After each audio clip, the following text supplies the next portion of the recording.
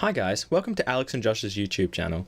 This week my friend Ben has asked me to make a video explaining why we would shoot in a low contrast mode for video. Now I use Canon cameras and so does Ben and his students, so this is going to be Canon focused, so I'm sorry if you are interested in another kind of camera, but I'm going to focus on just Canon DSLRs today. Now with our Canon DSLR we have a problem when we're shooting video, and that problem is the colors, the sharpness, and the contrast is all baked in.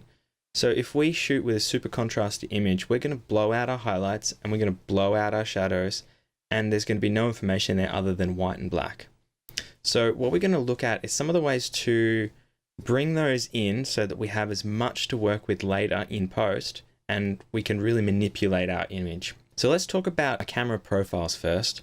Now a camera profile is really important for these particular cameras, and there's some really great stuff out there. The first one being CineStyle. Now I use CineStyle pretty religiously. Now this is made by Technicolor in conjunction with Canon, and it's free. So you just pop over to the Technicolor website, which I'll put the link in below, and you can grab yourself the free profile. Another great one is the C-Log profile by EOS HD. And I've just been working with it a little while now, but I'm really impressed. I'm actually shooting this video in that mode, and I'll let you know if I graded it at all. I quite like the color.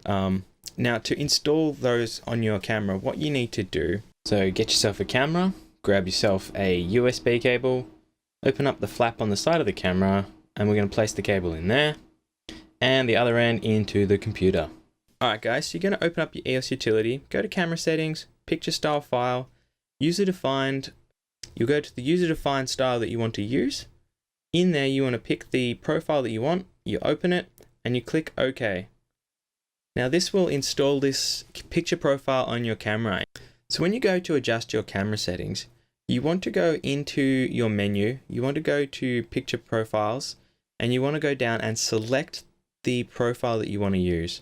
If you want to look inside the profile, hit the info button and you'll be able to adjust some of the parameters. But I suggest for both CineStyle and C-Log, you leave the parameters as is, because they work fantastically as they are. Sharpness is another really important factor when we're shooting video. If we can actually change how sharp we want an image to be later. So what we want to do is set our sharpness to 0, because if we set it up the top, there's no way we can bring it back without totally blurring the image, and that will degrade the file.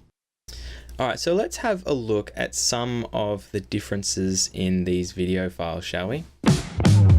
Okay, so here are each of the profiles. I'll let you watch them and decide for yourself which one you like the most.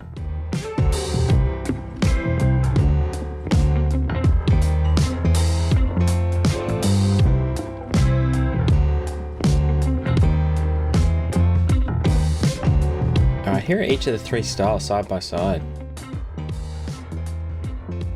Here's the color parade. Now the color parade's broken into three parts: red, green, and blue. Within each of them, you can see three individual sections. Those represent each of the styles we've used going in. So as we can see on the left, CineStyle's done quite well. It's compressed it down, it's squashed it into a little bit, but it hasn't blown off each edge. So that means it hasn't blown out the blacks if we look at the bottom of it, and hasn't blown out the tops. The next one in C-Log's really compressed. So this is taken the contrast and just removed it almost entirely, as far as it possibly can. But you can also see that there is a lot of black space below and above it, which means there's not as much data as we could probably get out of the camera. And lastly, let's have a look at the standard profile. Now this is really close to the bottom. This is so close to clipping that I would dare say that there is quite a lot in the image that is actually clipped. And if we look at the top of this waveform as well, the highlights are also just going off the top, which means they're not really there. It means that we won't be able to recover much from them. So let's have a look at when we grade them to make them all the same, what they look like. Alright, so here are the three profiles side by side, and they look pretty good all together. Now you'll notice the first two have something very similar about them, in that they are both don't have the sharpening on them just yet, whereas the standard profile does. By having that sharpening, you're taking away from that cinema feel, and you're adding that digital detail as we spoke about before, which is sort of unusable almost if you're doing a cinematic piece. Okay, this is good for news, good for TV, this style of things having a baked in sharpness, but when we're doing cinema, it really doesn't look good. It really doesn't feel like a cinema film. So let's have a look at the vector forms. So now we have the 3 vector forms side by side, red, green, and blue. And within each of those red, green, and blue, we have the 3 styles side by side. Now it might just look like mush now, but you'll notice that if you look to your file F, the first one is quite good. There's not a lot of breakup in the image. It's quite smooth. It does pretty well. And we've still retained a lot of the detail. You can see the spikes above, meaning that there are some highlights that are still working, and it's looking like a good image. The middle one, however, is probably a little bit too compressed. There are probably good applications for this when you have extreme conditions in the highlights and shadows, but as you can see, those lines of detail that are missing through the bottom of there means there's still a little bit of loss in the low end because it's probably too compressed. The final one is our standard profile, which is not done too badly, but as you can see at the top, there isn't a very clear highlight section. It's just lost to the top. And if you look at the image itself, there's not a whole lot of detail in the back there. Like, we're still losing a fair bit of detail in the blacks. But it's not too bad. Either way, I would say my favorite of the 3 is still CineStyle. CineStyle holds up better than all of them at the moment. It's just easy to work with. It doesn't compress the image too much. It doesn't take away the dynamics too much. It still leaves blacks. It still leaves highlights. Whereas I think you're losing highlights and a bit of blacks in the standard. And while you're not losing the blacks and highlights in the C-Log, you are losing information that would be like your gradients and the colors in between with the log at the moment. Alright guys, before we continue, I'm just going to talk through how I have Premiere Pro set up.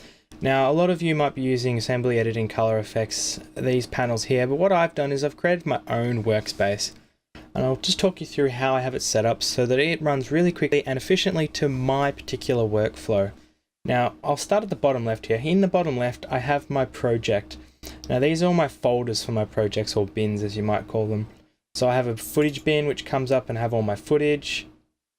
I have my pictures bin, which I have all my different pictures that I might use in the project. And I'll have my audio bin, which has the microphone recording that I'll add to my video afterwards. I record my audio separate to my camera for the most part and use the camera's mic to line them up so that I get a very solid microphone sound. At the top, I have my source monitor, which usually stays as my source monitor. I have my tools in the middle here. And I like to have a really big pane for my project so that I can really see the whole project, move around it a lot quicker, see more files. And I always have an audio file open quite a lot because when I go in to do my editing, for example, so we'll just zoom in, I can see where there might be an audio pause, and then I can use the audio pause to guide where I do my splicing, for example, which is a really useful thing. And then I just shift delete, and then I've removed that particular section. So that is a really useful thing to do. Up in the middle here, I have my effects control. So for each of my clips, there are a different set of effects. There might be a custom audio effect, for example. And this one I have boosted the microphone level so they match in my level here. This is my audio level. So if I just quickly there we go. So you can see me talking and it goes up to there, and I'll make sure it doesn't go too much further than this. I like it about 8 out of 10 as a general rule, because then I know if there is any little bumps, they're not going to clip and make a nasty distorted sound. Above here is my program. Now this is a window that I often take out from time to time. And what I mean by that is this little option here, I can grab this and undock it as a separate panel. So I might then increase it so I can watch the movie in full playback, and I'll put this on a different screen. So if you've got 2 screens, you can chuck it onto your next screen, whichever way it is. I have 3 screens personally. And if you want to put it back, all you got to do is grab the 3-prong here, this thing here, grab the tab, and then put it in the location you would like it. And sometimes you'll have to just adjust your area again, or just make your preset and go back to it. On the right here, I have 2 panels. First of which is my lumetri color. This is where I do all my grading. So I will, have my clip that I want to edit, and I'll just quickly adjust all my selections as I'll show you in a minute. And below I have my effects. At the moment I just have memory to go by for most part, so if I'm after my dynamics for my audio mic, I'll grab the dynamic, put it on and do my adjustments. If I'm doing a transition, I might have various ways of getting there. I can go video transitions, dissolve, or I can just type in dissolve and it will come up with the right ones. Or if I am correcting shaky footage, I might type in warp stabilizer and I can chuck my warp stabilizer on to fix my footage. So I use this as my lookup for my effects, both audio and video, and I just leave it there, and I find that really useful. So that is my basic setup. There isn't a whole lot more I have involved in here, so I keep it nice and simple, and this is how I found it to be a really quick method for me. And you can also, by the way, adjust how thick things are. Like, there's a certain thickness to everything that you'll find your own personal method, but this is how I have my Premiere Pro set up for efficiency. Alright guys, now so I'm going to take you through a basic grade. Now you've probably been watching all the different videos that I've been making previous to this, so what we're going to do, I'm going to take you through grading through a bit of footage. So in my bin over here where I have my footage arranged, I'm going to click on a bit of footage that we're going to edit. So we've got this is our CineStyle, this is our C-Log, this is our regular. For now we're just going to go with CineStyle because it's a nice bit of footage. So I've double clicked on that. It's going to go straight to my source monitor up here. Now as I'm looking at the video, I'm going to hit my I for the in point that I want to have the video recorded from, and when my character walks out of frame I'll hit the O. So that's I and O, and they are in and out. So that's the in and out points that we're going to set. After we've got that, we can drag our footage in, or we can grab just the video only or just the audio only. In this case I don't need any audio for the time being, so I'm just going to grab the video and bring it over. Alright, so here's our footage. We can see it up here. It's being viewed at a 1/2 ratio. What this means is that the footage isn't being rendered in its full resolution, which is 1920 by 1080. It's actually being rendered in half the screen, so it'll be about this big at the moment when it's being rendered in here. So when you go and pixel peep for 100%, it's not actually at that ratio yet. So if we have to go full ratio to get some of the extra detail if we want to see it and if we want to have a look close up, but for now we don't, so we'll just go half. And if you're using 4K footage, I recommend 1/4 if you're editing on a 1080 screen, because it's not going to be required any more than that. So back to fitting a monitor. Now you also want to make sure that you have this button here, export frame. We're going to use that to do another style of grading for those who are good at Photoshop. So we'll use that later to make a better image. So for now, let's just walk you through the Lumetri color. So assuming that you've got Premiere Pro 2018 set up, this is the latest version as of March. I've updated and made sure everything is good. It's a nice image for starters. And there's a little bit of bright coming through. This is important. We want to make sure we get that transition looking good. So for the time being, let's push up our contrast to make it look a little bit more natural and a little bit more like real life, because our eyes don't see that sort of gray. We can either reduce the highlights or pump them up. Pumping them up does look pretty horrible. So when I operate my sliders, by the way, I often like to go to extremes and go, oh, do I like that? Do I like that? No, I like it somewhere in between, and I find a better point doing it that way. I'll do the same with shadows. So if I was going for a different look, I might crank my shadows, but for now, I'm feeling like that looks good. I'm going to reduce my whites, and I'm gonna put my blacks down just a little bit, so there is a little bit of detail and a little bit of blowout in the back, because I quite like a little bit of that. Now this is going to require me putting my exposure up just a bump. Alright, so let's have a look at the footage now. So I'm coming along. No, I don't think that needs to be as bright. Let's put it back down. Alright, so coming along out of the shadow, looking bright. It's looking quite nice for now. That's pretty good. Now I might even reduce my blacks again. Very good, even more contrast, I think. Alright, now the other thing I'm going to do, if you've shooting CineStyle, 1:30:40 tends to be a good mark for saturation when you bring it back in. This looks pretty saturated, so I'm going to bring it back just so it's not overdone. You'll notice that Canon does skin tones and greens quite well. Then the other cameras tend to have like a color cast, and that's why a lot of people shoot Canon, even though it's not, or might not be necessarily the sharpest product out there.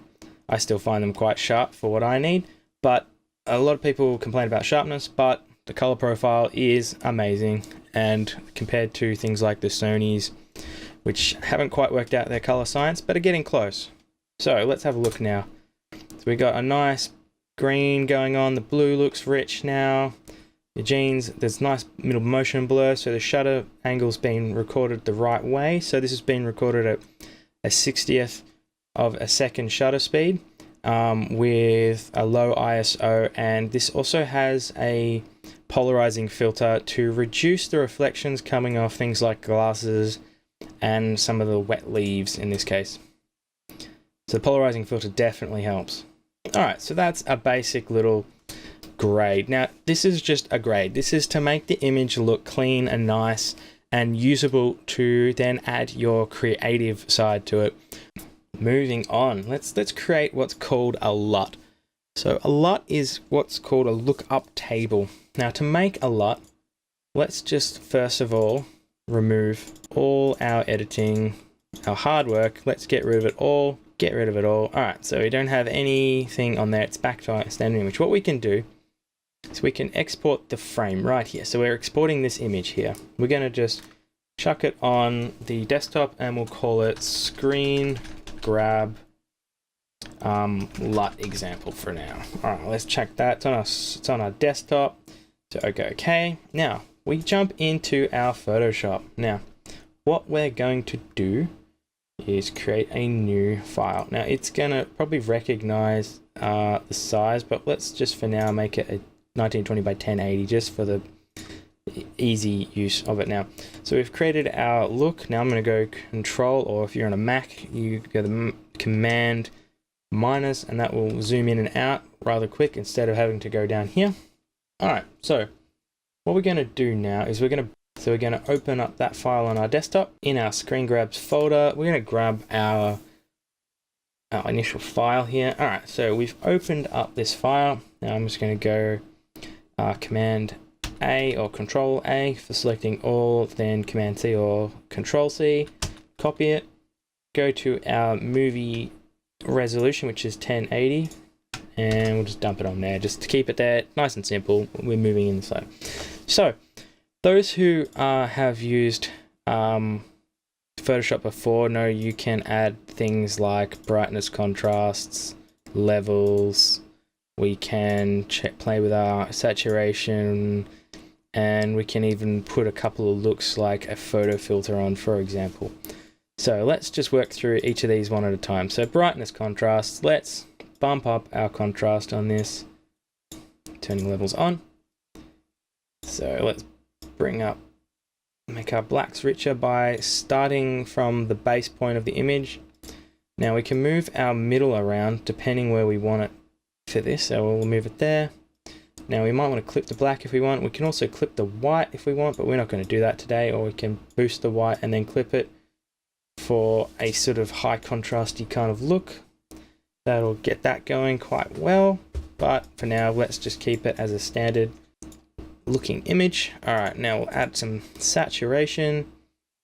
So let's add some saturation, not too much, we won't need it. The last thing we'll do is we'll add a color filter. So let's just chuck a particular color on. So at the moment we've got our warming filter, so we can also pick from a whole bunch of different other filters. So we can have a cooling filter if you want it to make it look like it's on a cold day, for example. You can put the cold filter on. For now, I'll go with the sepia because I quite like sepia. We can make it look quite like an old burnt out film if you want, or just a little touch of it just to give a little bit of cinema kind of niceness. All right, so now we've got these particular layers here. What we can do now to get this out of Photoshop and into Premiere Pro, we need to make sure that we have a background layer, and so we're going to turn off our layer 1, and then we're going to add each of our sections. We're going to export color lookup table, We're going to call it Alex Walks just for now as a example name. Make sure it's a 3DL. It just matters like if it's a high grid point quality. If you're doing cinema or something, you might do maximum if you had the time. But for now, this will be fine. I'll just rewrite over the LUT example. In Premiere Pro, we go up to our input LUT. We go browse. We look up our LUT example, which we just created. We open it. And what it's going to do, it's going to apply everything we did in Photoshop to the image. So it's a way of getting these presets across or creating custom presets. Alright guys, I hope that gave you some good insights into the settings and the profiles required to shoot flat video in which you can really mold and make into decent quality videos in post. If you have any questions, please ask away. If there's anything you'd like us to cover, also please mention it. We're also thinking of doing a Grade My Video series in which you send us some video and we'll grade it on the fly live for you so you can see how we would play with a bit of footage that you have created. Anyway, that's all for us for now. Thanks for watching. See ya.